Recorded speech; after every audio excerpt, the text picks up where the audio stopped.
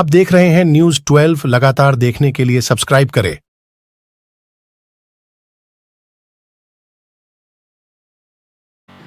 नमस्कार, आज हमारे साथ आए हुए हैं रितेश रसिया, जो कि भोजपुरी सिंगिंग के बहुत बड़े राइटर हैं और अच्छे लेवल पे काम कर चुके हैं। इन्होंने बहुत बड़ी बड़ी कंपनी को अपने गाने लिख कर दिए हैं, जैसे बैब वगैरह, और भी इससे बड़ी कंपनी में गाने लिख कर दिए हैं। तो आज हम इनसे बात करते हैं और इनका छोड़ने का जो रीज़न था, कुछ दिन पहले छोड़ दिए थे ये गाने लिखना और फिर दोबारा से आना चाह रहे हैं इस लाइन में। तो इनसे छोड़ने का रीज़न और दोबारा आने का रीज़न, दोनों चीज़ पे हम इनसे बात करेंगे। तो देखो हमारे साथ ये मौजूद हैं। हेलो सर, कैसे हैं आप? बहुत बढ़िया है। अच्छा सर, एक चीज़ बताइए, जो आपने राइटिंग जो छोड़ दी थी, आपने बहुत बड़े बड़े कंपनियों को गाने लिख कर दिए हैं, उन्हें बीच में छोड़ दिया था, इसका रीज़न क्या है छोड़ने का? सर, हमने तो छोटे से लेकर बड़े तक काम किए, वेब में, टीएफ में, आदि शक्ति में, बहुत बड़े बड़े कंपनी में लिख के दिए। लेकिन मेन कारण था, लोगों ने बोलने लगा अश्लीलता। अश्लीलता आप जैसे सारे लोग फैला रहे हैं तो आप भी करेंगे तो फ़ायदा क्या? अश्लीलता कुछ नहीं था। देखिए, कहते हैं कि लोग किसी की बात में ना आए, लेकिन जो कहते हैं ना कि दूसरे के इंसान आना चालू कर देता है ना, तो अपने ही पैर में कुल्हाड़ी मार देता है। मेरे साथ भी ऐसा ही हुआ था। मैंने छोड़े तो छोड़े, मैंने छोड़े तो हमारे साथ में सिंगर 10-12 सिंगर भी थे और लोग बाहरी थे, गाना लेते थे। मुंबई भी 3-4 सिंगर हैं हमारे, वो लोग भी गाना लिए।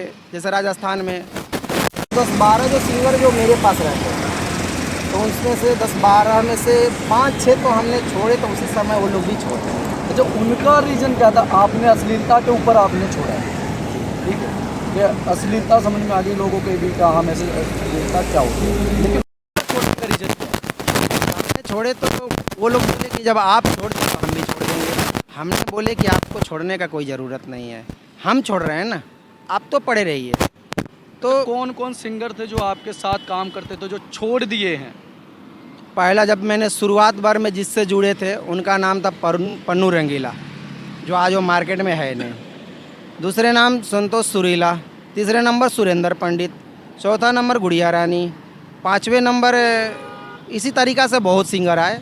तो 4-5 सिंगर हमारे छोड़ चुके हैं। जैसे मैं फिर से वापस आना चाह रहे हैं, लेकिन सबको बुलाएंगे और मैं यही बोलूँगा कि अश्लीलता कुछ नहीं है। और उन दोगलों से मैं कहूँगा कि जो तुमने बोल रहे थे कि अश्लीलता है, रितेश जी अश्लीलता है। अब ये देखो, तुमको मैं वही बता रहा हूँ कि जो रानी है वो तुम्हारी आग लगा दी, तो तुम्हारे अच्छा लग रहा है भैया, ये सही है। तो जितने जिसको आप मारोगे उतना ही लोग आपको अच्छा कहेगा। आप जिसको अच्छा कहो करिएगा ना, तो अच्छा नहीं मानेगा, कहेगा कि ये बुरा है। और जिसको आप गलत करो वही आपको अच्छा मानेगा। अच्छा, जो ये आप कह रहे हो इन लोगों को वापस लेके आएंगे, आप भी इस लाइन में वापस आ रहे हो, तो उसका रीज़न क्या है जो कि आप फिर दोबारा से एंट्री इस लाइन में कर रहे हो? करना ही पड़ेगा, मैं देख रहे हैं, क्योंकि ये लोगों को कहना बहुत अजीब है। एक गधे पर जाएंगे ना, बैठ के कोई जा रहा था, मैं कहानी सुना था पुराना, कि लोग बैठ गए तो बोले कि देखो साला बैठा है, जब उतर गया तो बोला देखो उतर गया। इस तरीक़े से लोगों को पता नहीं, बोलने का आदत ही बहुत अलग है। तो इसलिए हम क्यों छोड़े? अश्लीलता है, अश्लीलता क्या अश्लीलता है? हमसे भी ज़्यादा अश्लीलता फैला दिए। अब मैं और दूंगा गाना कि दुनिया देखेगी। बहुत लोग हैं, बहुत अभी देखिए सबसे बढ़िया मस्त गाना गाया, भजन गाई है, जो कि आग लग जाता सम। अब मैं उतना बोलना नहीं चाहूँगा, वो भजन गाई है, उससे बड़ा भजन कोई नहीं है। और इसके बाद तो एक मैं और बोलूँगा कि तन्या जहाँ जो है, उनको मैं गलत नहीं बोलूँगा। उनको ऊपर पहले उंगली उठ रहा था, लेकिन अब मैं उनको गलत नहीं बोलूँगा। क्यों नहीं गलत बोलूँगा? उनके ऊपर तो मैं गाना भी गाने के लिए तैयार हूँ कि देखिए, थोड़ा लिख रखा हूँ 2 लाइन में, मैं अभी नहीं गा सकता हूँ, कोई इंटरव्यू के बाद मैं वो आपको गा के छोड़ दूँगा, आप जैसे भी डाल दीजिएगा। बस यही बात है, और कुछ बात भी नहीं है। अच्छा, ये तो हो गया हम आपने छोड़ने का रीज़न और दोबारा आने का। शुरुआती में क्या हाल था आपका, किस वजह से आए थे इस लाइन में, जो कि आपने शुरुआत करी थी पहले लेवल से, जो कि एक मकान बनता है तो पहली सीढ़ी चढ़ते हैं, पहली ईंट लगाते हैं, उसका रीज़न क्या है? हम दोनों मित्र थे, पन्नू रंगीला है, हम दोनों मित्र थे, एक ही जगह जॉब करते थे। तो हम दोनों को बातें होने लगा, हम सॉन्ग बचपन से ही लिखते थे। तो उन्होंने बोले कि रितेश जी आप सॉन्ग भी लिखते हैं, आप गुनगुनाते हैं तो कुछ अलग ही मैटर होता है आपका। तो हमको भी पता नहीं था कि क्या हम सॉन्ग लिख सकते हैं। तो उन्होंने बोले कि नहीं एक आप तो सॉन्ग लिखते हैं। तो हमने बोला हम लिखते हैं तो हमें सॉन्ग दीजिए। तो हमने बोला चलो भाई आपको सॉन्ग दे रहे हैं। तो हमने शुरुआत उनका सॉन्ग दिए थे कि रात यरवा संग धैले बभातार रे सखिया, ये सॉन्ग दिए। काफ़ी उन्होंने उस गाना से आगे बढ़े भी थे। इनके बाद कुछ ही दिन के अंदर कहीं और जुड़ गए। इसके बाद वेब से हमको कॉल आया, जो सिंगर थे वेब कंपनी से, उनके सिंगर से कॉल आया कि हमको भी गाना दीजिए। हम उनको दिए। तो फिर किसी ने बोला महाराज आप बांटते ही रहेंगे, कुछ तो लीजिए। तो हमारा चार्ज भी लेने लगे थे, ये गाना को मैंने चार्ज लेने लगे थे।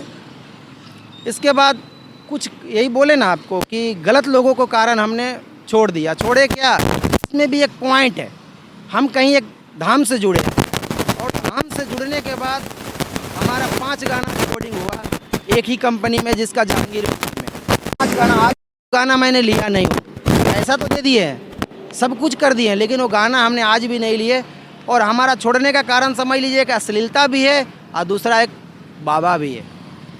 अब मैं क्या बताऊँ, आने वाला समय में वो बात को खोल दूँगा कि लोग जाते हैं ना कि चलो बाबा के पास जाएंगे तो हमारी समस्या दूर हो जाएगा। समस्या दूर नहीं, तुम्हारी समस्या भयंकर हो जाएगा।